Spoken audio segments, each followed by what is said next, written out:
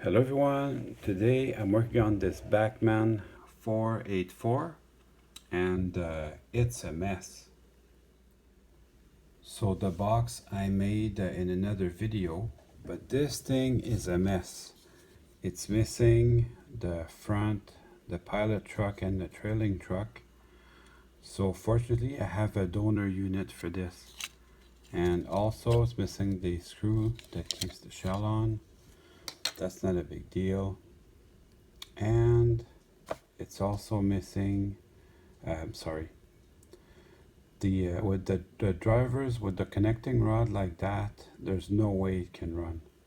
Although I can hear it, the motor's making noise. Also missing all the connecting rods on that side. Fortunately, I've got a donor engine. So my donor engine contributed the connecting rods, and I have these really small pins which were from my donor engine. So I'm going to be able to restore this 484. I started weathering the donor engine. I'm going to be using some paint remover, paint stripper to remove the weathering from them, and the same from the connecting rods. I'm gonna want that to be cleaned up so that it looks new. Although we're not fooling anyone, of course it's a used engine. On the subject of that, you know, my donor engine, I already used the motor for something else, so there wasn't much left of it. It just wasn't any good. If you go on eBay and you buy two messed up engines to make a good one, let's say you pay $25 for each messed up engine, you end up making one good one, it costs you $50. You may as well pay $50 and get a good one. So fixing up engines is a lot of fun, actually. That's why I do it, but it's not always a money maker. So that's something to consider. So my parts had a date with the stripper, and everything came out real nice. So very satisfied with that. So as the old saying goes, you gotta break some eggs to make an omelette. So I'm gonna take this apart. Now this engine, I'm having a lot of fun with it. I do not recommend you getting this. This engine, I wish they would say it on the box. It needs wide curves. It needs, I would assume, at least 11 inches or wider to run properly. It doesn't say so on the box. I've got an original box here that we can look at, but nowhere does it say you need wide curves to run this. See, it says it can be added to any N scale setup, except setups. It should say except setups that have 8-inch curves or 9-inch curves. But at any rate, it's a spectacular looking engine, so a lot of people will go out and buy this. But I wish they would put the warning on the box, you know. So I don't recommend you buying this unless you do like me. I ended up making the whole layout with wide curves because I like running these. And I mean, I really like running these. So I really do wish they would put that on the box. At any rate, if you did buy one and you want to run it, say on a straight section of your layout, this is how to fix it.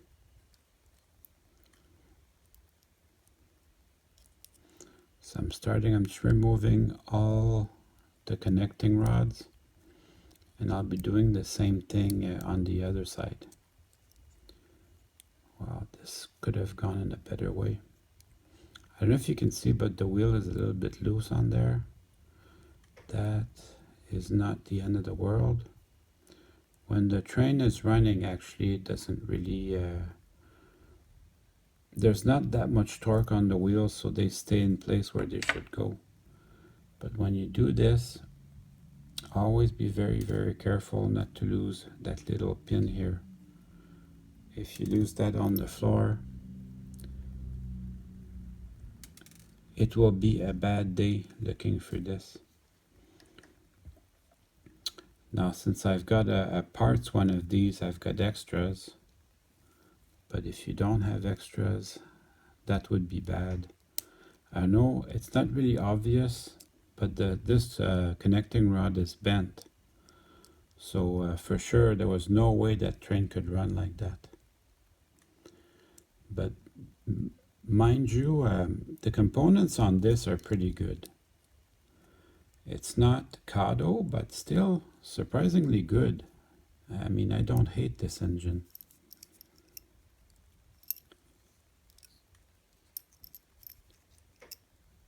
And it's a good looker, so that's why people buy them. People buy them because they're good looking.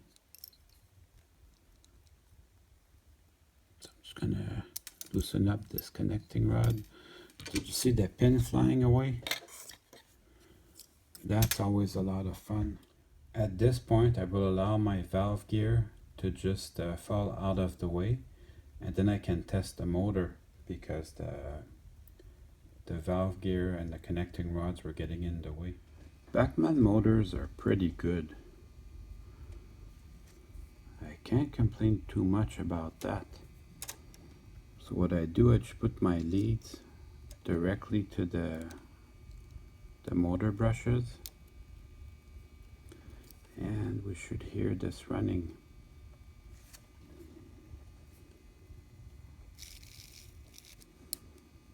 So the motor's running. That is good news.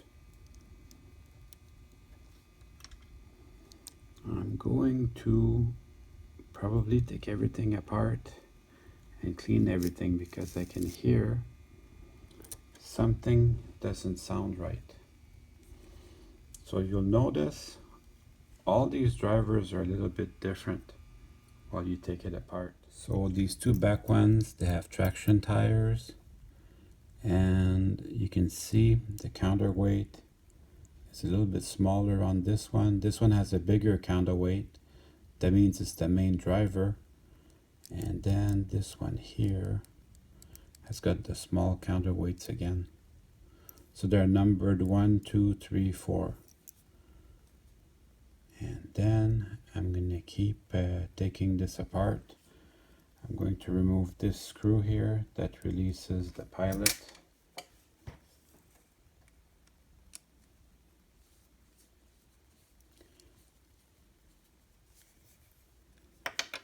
And this is what I do so I don't mix up my screws. We're going to have quite a few screws on this. I'll just start it here on this so it doesn't, on the pilot, so it doesn't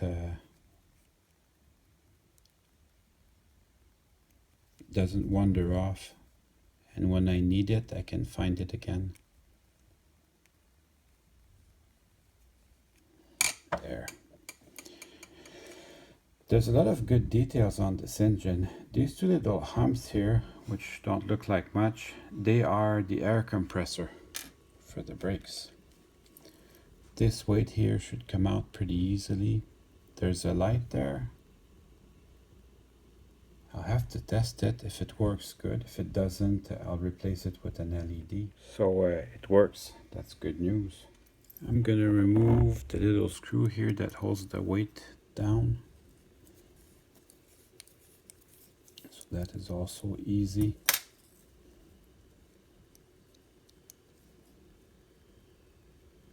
And there's another screw towards the front. This big screw that holds the steam chest and the cylinders together. That too has to be removed before you can remove the weight.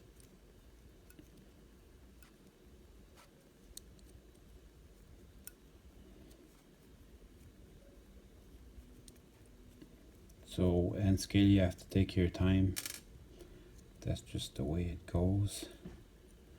And I'm held together with the 2 wires that connect to the headlight. I can move the cylinders out of the way. That gives me access to these little screws, and that will release the 2 wires for the light.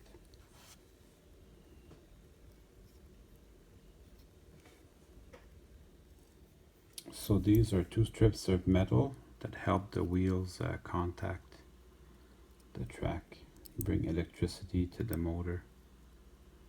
So you want to be mindful of that as you work. There. Now that helps me release the light, and I can move the weight out from under here. Then I can move the weight with the light in there. That stays there, no problem. And then I can wiggle my cylinders out. And then the cylinders with the valve gear, it looks messy, but really it isn't. It can stay like that. This is all good. There's no need to change anything. They have good details on these. The valve gear is very detailed, just as much as the same HO, has the same detail as their HO 484. Now I've got all my wheels together. I'm going to test it again, see if it becomes obvious what the problem was. So yeah, it's looking more and more like a broken gear. So I have a parts engine, so I can use my parts engine maybe to change out that bad gear. So I'm going to keep taking it apart.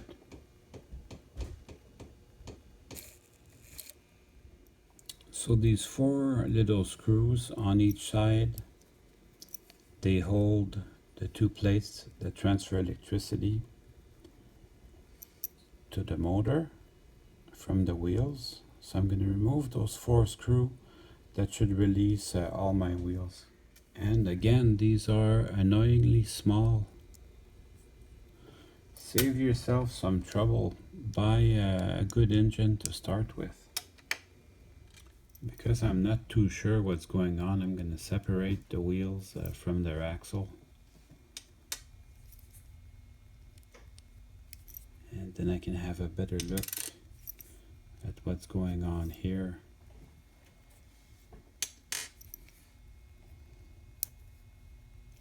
I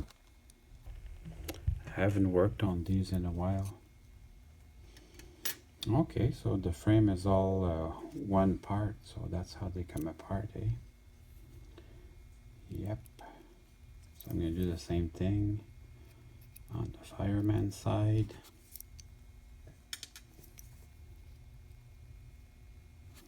So I'm keeping the order at which they come out. That way, when I want to put them back together, it will be obvious where they go.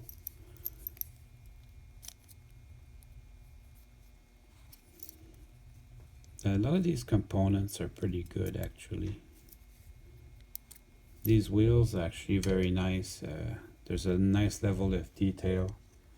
This little plate, they did something neat that I appreciate. They put the springs as an extra little detail. When you look at the engine going down the track, you can see it. So there's all my gears. So if they're cracked, it's going to be these that are cracked. Maybe it's dirty. Tough to say, but something wasn't going well with the gears. Yeah, they're all cracked. Here, here, here, and here. So I'm going to use gears from my donor engine, and we'll see where we're at with that. So it wasn't horrifyingly dirty. This is the lowest setting on my power pack, so this is a good motor. They have a lot of of low end torque. It's great. It's got a little bit of corrosion on here. I won't spend too much time on that. It's basically just a counterweight that has corrosion. So I'll just clean that with a little bit of soap and my toothbrush.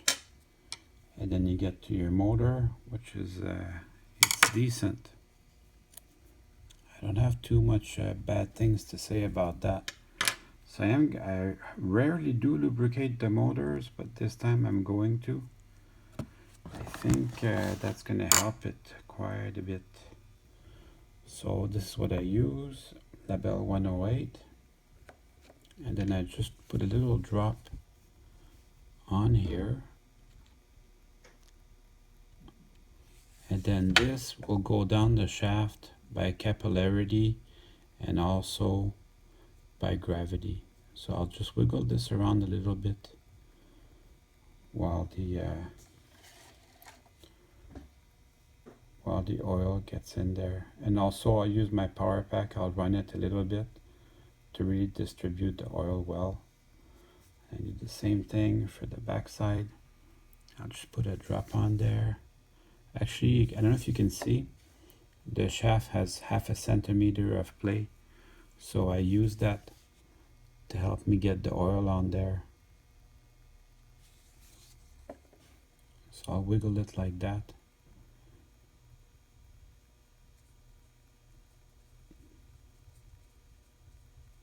So yeah, it gets in there with gravity and capillarity.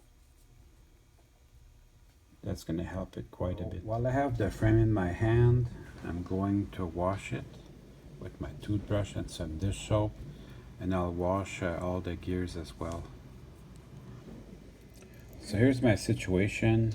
These 3 gears are sort of okay, and these 5 are broken. So what I'm going to do is I'm going to try them any which way, any which direction, until I find an arrangement that allows me to run the engine. Sometimes you'll get a gear and it will allow you to run it one way, and then the other direction, let's say forward is okay, runs not too bad, and then backwards it's a disaster. So I'm going to see whichever wheel would fit. I need to run the engine forward. Since I have all the wheels at my hand, I'm just going to clean them with my rag. And then I'm going to reinstall them. And we can see if the gear I picked does a good job. You can see here, this plate is a bearing, and the wheels will ride in that bearing. So that is going to be nice. So I'm going to install the plate back here with its screws, and then we'll put on the wheels.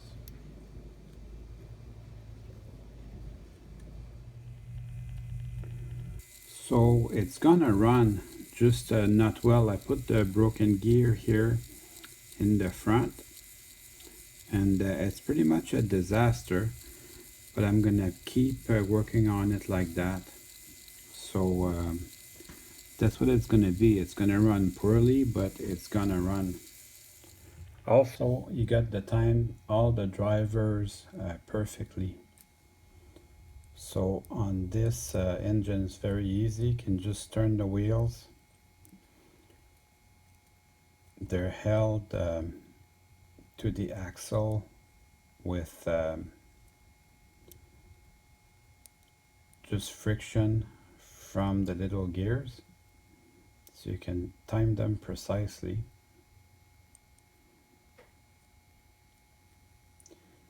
And then the other side is not 180. The other side is not 180. It's actually a quarter turn, so 45 degrees. So the other side's pointing up. That means this side's going to be pointing towards the locomotive, like so.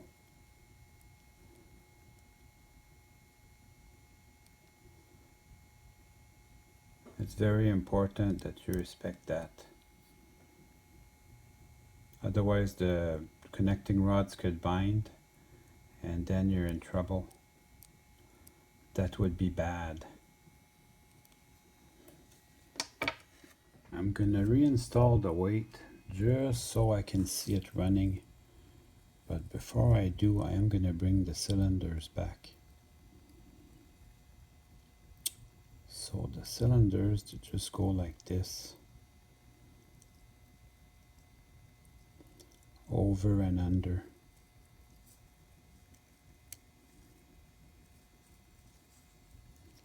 And this little bar here has its little hole where it hangs.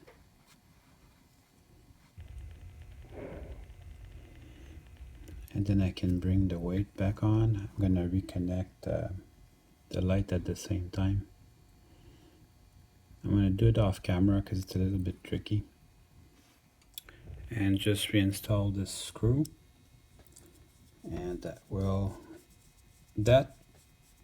that screw screws into the pod for the light, so it does the cylinders and the light and the boiler at the same time. I'm gonna have to put this back all together again later, but I'm gonna pound this in just so I can run the engine. And I'm gonna time this properly. So go straight, but just a little bit back. That's all you need. So I'm going to do the other side. So now I got it running on the bench. Let's see what happens on the track. Well, it's gonna run, just not very well. I put the pilot truck and the trailing truck back on. It does help with power pickup.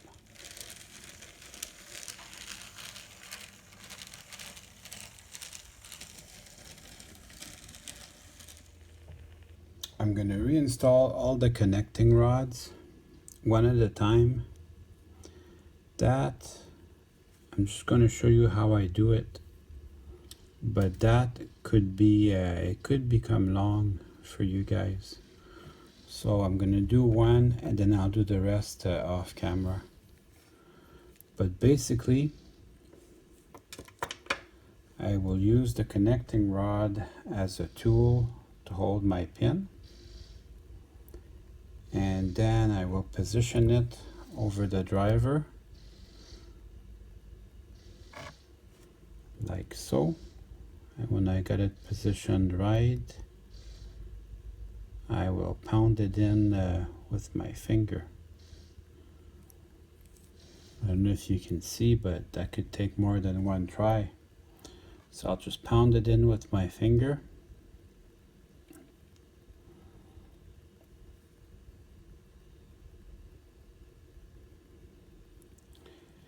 And then I'll move on to the second driver.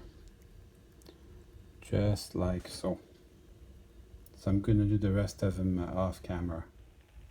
Now I can start putting the shell back on, and we'll start with this pilot beam here.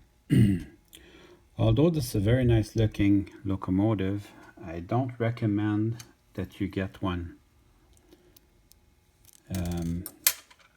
These usually don't run very good, and there's my pet peeve about them not telling you that it needs wide curves.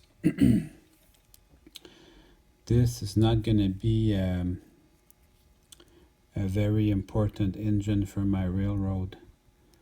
Just something, a challenge that I gave myself to get this thing to run. That's about all it's good for. You can buy this engine if you like pain or if you want an extra challenge. If you want to improve your skills at building engines. Basically, if you can get this to run, you can get just about anything to run. It's not the absolute worst engine ever. I got a couple of engines that were so bad I couldn't get them to run. But it's up there.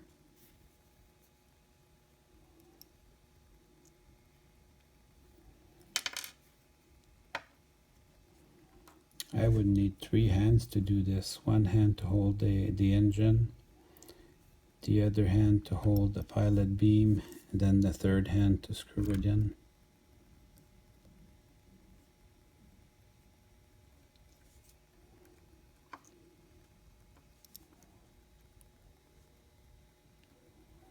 But maybe it can be done.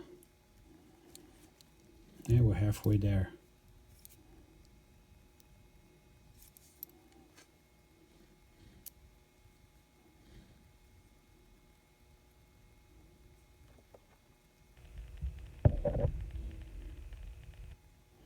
It keeps starting crooked.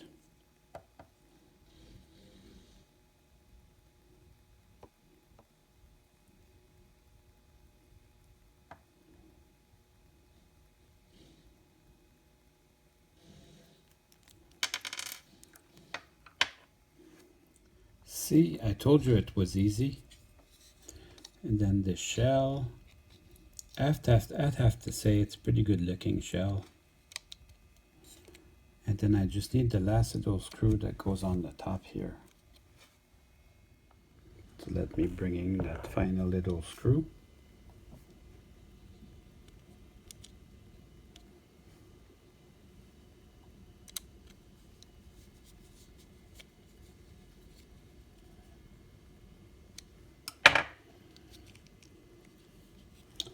And now I can put the tender together.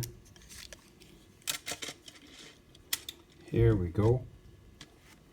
And now it's time to run some trains. Well, I hope you enjoyed the video. I certainly had fun making it for you.